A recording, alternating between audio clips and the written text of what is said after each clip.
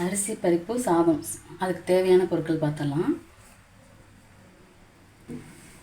அரிசி 400 gram, 100 gram துவரம்பருப்பு ½ an hour ஊற வச்சுருக்கேன். கழுவிட்டு வாஷ் பண்ணிவிட்டு ஊற வச்சுருக்கேன் ½ அன் ஹவர். அதுக்கு தாளிக்கிறதுக்கு எண்ணெய், கடுகு, வரமிளகாய், 2 பச்சை மிளகாய் கீறி வச்சுருக்கேன், சின்ன வெங்காயம் கட் பண்ணி வச்சுருக்கேன், ஜீரக மிளகு நுணுக்கி வச்சுருக்கேன், சாம்பார் தூள், பூண்டு கட் பண்ணி வச்சுருக்கேன், கடைசியாக ஊற்றுறது தேங்காய் எண்ணெய், மஞ்சத்தூள், கருவேப்பிலை, தக்காளி 2 குண்டு குண்டாக கட் பண்ணி வச்சுருக்கேன், தேங்காய் துருவல், கல்லுப்பு. இதுதான் தேவையான பொருட்கள். இல்லை அடுப்பில் ஒரு குக்கர் வச்சுக்கோப்பா. நம்ம எண்ணெய் ஊற்றிக்கலாம். 2 டீஸ்பூன் எண்ணெய்.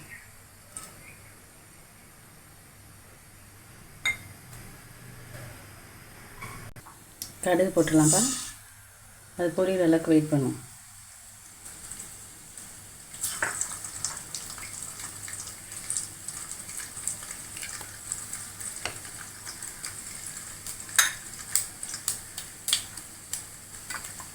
பொரிஞ்சிட்டு நம்ம வரமிளகாவும் பச்சை மிளகாய் போட்டுவோம்.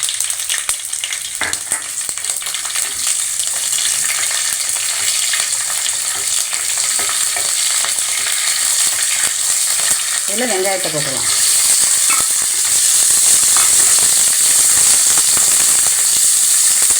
இதில் கருவேப்பிலை போட்டுக்கலாம். வணங்கட்டும். ஒரு 5 நிமிஷம் வணங்கட்டுப்பா. வணங்கிடுச்சு. அதில் மஞ்சத்தூள் போட்டுடலாம்ப்பா. வீட்டு சாம்பார் தூள் 2 கரண்டி. அதில் தக்காளி குண்டு குண்டாக கட் பண்ணி வச்சுருக்கோம், அது போட்டுடலாம்ப்பா. உப்பு போட்டுக்கலாம்.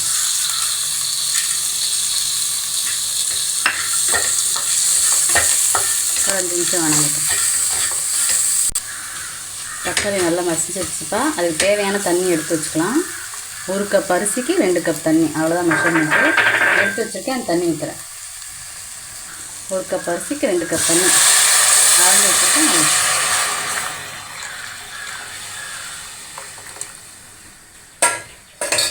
கோல்டன் கலரில் இருக்குது. தண்ணி கொதிச்சோன்னா நம்ம அரிசி போட்டுடலாம். உப்பு செக் பண்ணிக்கலாம். கொஞ்சம் பத்தலை, கொஞ்சம் உப்பு போட்டுக்கிறேன். தண்ணி கொதி வருதுப்பா. இந்த நேரத்தில் நம்ம அரிசியை போட்டுடலாம்.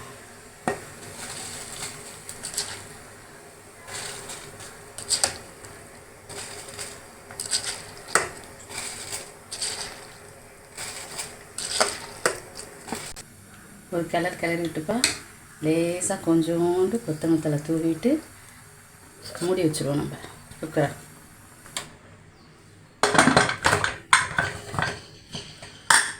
நாலு விசில் வச்சு இறக்கிடலாம். பருப்பு சாதம் குக்கரில் வச்சுருக்கோம். அது விசில் வரட்டும். அதுக்கு தொட்டுக்கிறதுக்கு நம்ம ஒரு இன்க்ரீடியன்ஸ் ரெடி பண்ணிடலாம். கத்திரிக்காயும் உருளைக்கிழங்கும் கட் பண்ணி வச்சுருக்கேன். குண்டு குண்டாக இருந்தால் கத்திரிக்காயும் உருளைக்கிழங்கு கட் பண்ணி வச்சுருக்கேன்ப்பா. தாளிக்கிறதுக்கு எண்ணெய், கடுகு, வரமிளகாய், மிளகாத்தூள், வீட்டு மிளகாத்தூள், மஞ்சள் தூள், கல் உப்பு, கருவேப்பிலை. அடுப்பில் ஒரு வானொலி வச்சுக்குவோம். இது எண்ணெய் ஊற்றிக்குவோம். கடுகு போட்டுருவோம்ப்பா.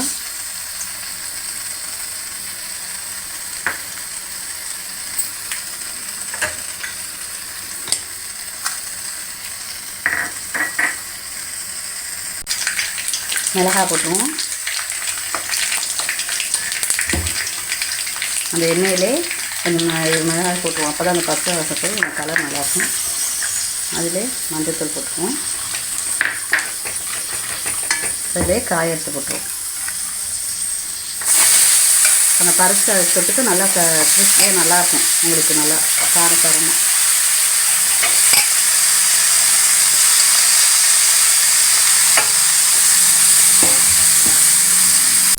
கொஞ்சம் உப்பு போட்டுடலாம்ப்பா.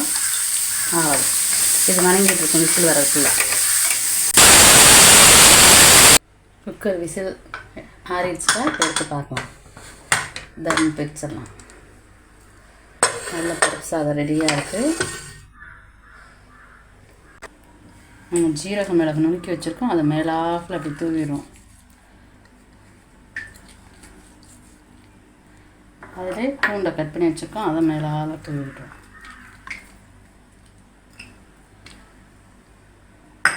தேங்காய் துருவல்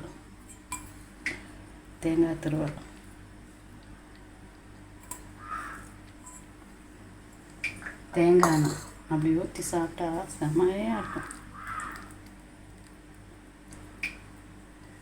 இப்போ தம்மை உடச்சிடுவோம், நம்ம நல்லா கிண்டிட்டு அதில் சாப்பிடுவோம்.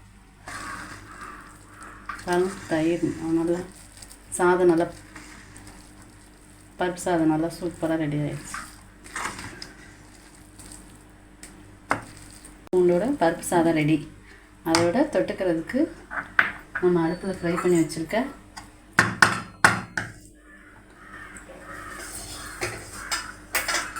கத்திரிக்காய் ரெடி. நல்லா பொலன்னு அரிசி பருப்பு சாதம் ரெடி. அதுக்கு தொட்டுக்கிறதுக்கு உருளைக்கிழங்கு கத்திரிக்காய் ஃப்ரை ரெடி. உங்களுக்கு இந்த வீடியோ பிடிச்சிருந்தா லைக் பண்ணுங்கள், ஷேர் பண்ணுங்கள், சப்ஸ்கிரைப் பண்ணுங்கப்பா.